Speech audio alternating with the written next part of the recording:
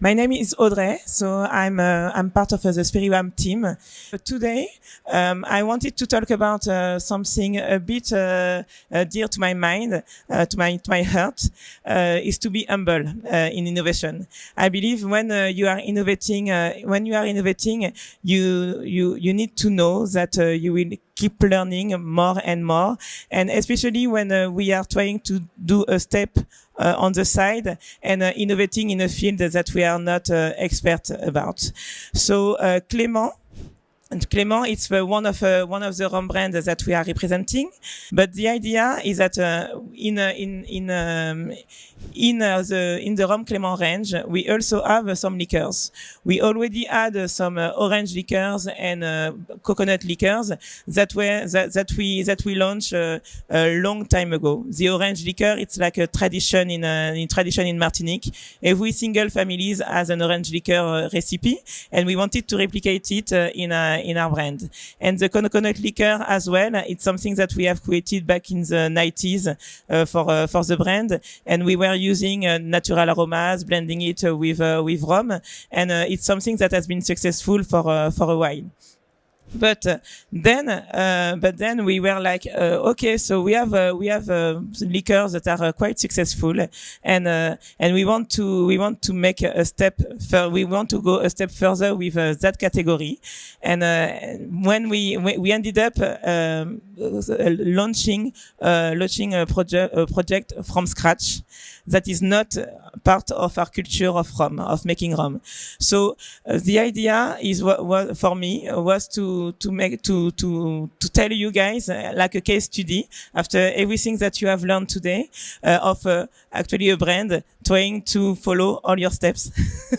And so I was like, check, okay, we did that, we didn't did that, we did that, it's okay. But the 3 points that you want to remember in product innovation is really to listen, to collaborate, because you are not expert at everything, and then to keep learning on the way. So first, when I'm talking about listening, it's mostly listening to the markets, listening to the environment where you are located. The liquor category that we had, so the orange liquor and the coconut liquor that we had, even if we were a rum brand, they were already our best sellers in the USA. So when we were like, okay, we will repackage and we will try to find a new way of proposing our liquor to the market, we were like, okay, we will focus on the USA first. But then, when talking to the US market, to our people on the field, they were like, okay, we are quite good at the liqueurs, but because we are a rum brand, it's kind of blurry for everybody. We are expert in aging rum. Clément is the identity is Clément is kind of conventional, even in terms of packaging and so on. And when we replicate this idea in our liquor category, it doesn't fit. So of course we have a good liquid, but then when we want to showcase it to the world and to go a step further to the end consumer, it doesn't ring a bell. People cannot catch the idea of what's inside, the expertise that is inside. So we are kind of reaching a level where we will not be able to go further if we are not changing everything. And then the second point, it's the insight from also our partners, our key consumers that are the bartenders. And bartenders are using our liquor for quite a while, and that's why it was so successful in the US. And then because they were a good clients for them, for us, we are used to bring them back to Martinique to learn about our process, to learn about our island. And then the idea when we listen well, it was in discussions with bartenders coming from the US in Martinique, they were discovering our rum world, and they were like, okay, so we are are driving a lot throughout the island, and we see sugarcane fields everywhere, but we also see banana fields everywhere.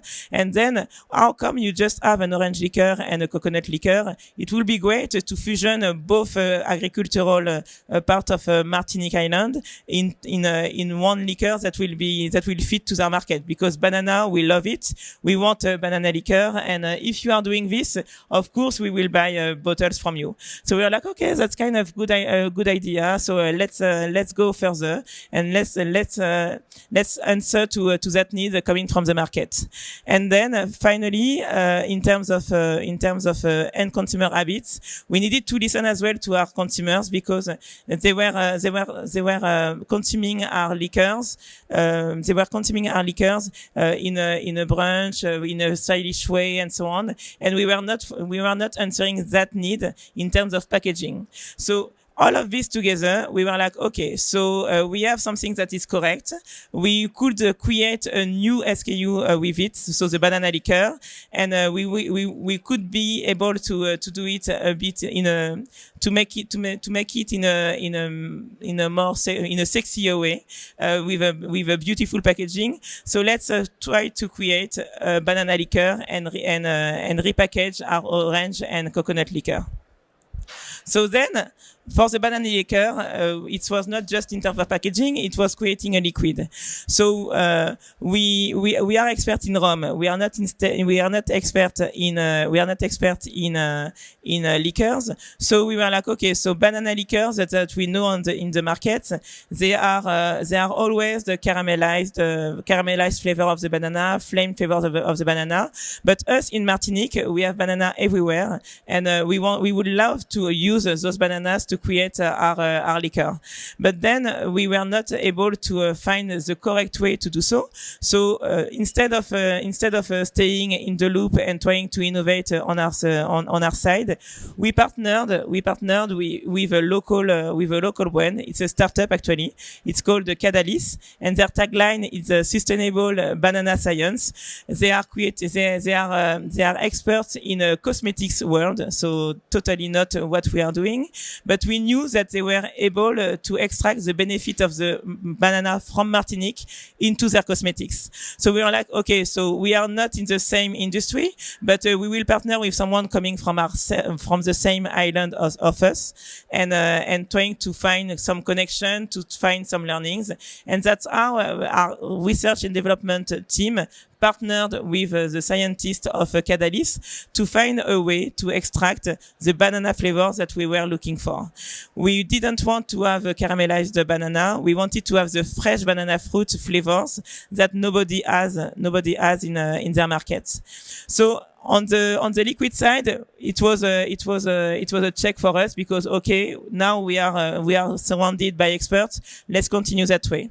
For the packaging side, we already had some bottle shape that was the same for the entire range of our rum brand and our liquor range, but we didn't want to confuse the consumers anymore. So we find the help of our partner for the bottle supplier that is called the Saverglass, who help us pinpoint in the range the bottles that we will be able to customize to make it fancier for our end consumers, because we listened to the market and we knew that they were expecting something like this for us. And then after securing of all the partners, collaborating with everybody, we learn. We learn so much. We learn a lot every single day. We needed to relearn and relearn again what we learned before, because we had some issues. Building something from scratch is not easy. And this project to develop a banana liqueur, it took like more than 2 years and a half to be able to find the end project that you have here. So in terms of technical challenges, we had issues with our not issues but challenges with our bottling line, because creating a new shape that you are not used to bottle usually, it means that you need to adapt. You need to find the correct tools to make sure that you will be able to be supplied before by your suppliers. You need to wait, and especially during COVID, you need to wait again to get the tools and to be able to run the test. And also, just this label that you see on the tap, it was kind of tricky, because for us, we just had a cap on our bottles before, but just having a label on top of the cap going that way, everybody is doing it in the market. It's kind of beautiful in every single shelves. But for us, because we didn't have the bottling line adapted to do so, it was reorganizing the process, reorganizing the order of the bottling to be able to do so. So we learn again, and waited again for the tools to run the test. And for the recipe, for the liquid side, we partnered with Cadalis. We were really strong on what we wanted to have at the end of the project: the fresh banana, the banana from Martinique, not the caramelized banana that we already have in the market.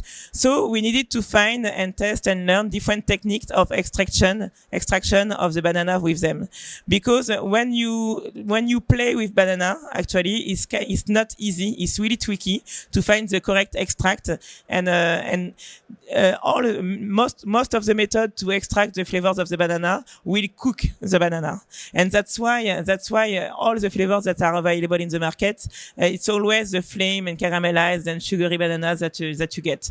Us, we wanted to have the fresh one, so we find a scientific way that is called the microwave method. It's not the microwave that we have in the kitchen. It's another one, much more specific, to be able to extract the flavors that we wanted, to define the level of maturity of the banana, and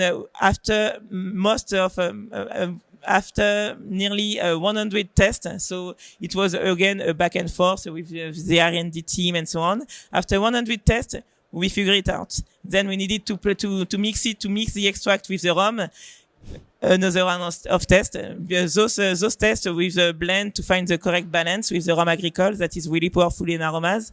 We had 50 more tests, 50 more recipes that we needed to choose from, and then at the end, we finally got it. So thank you if you want my contact. And, yeah. Thank you so much.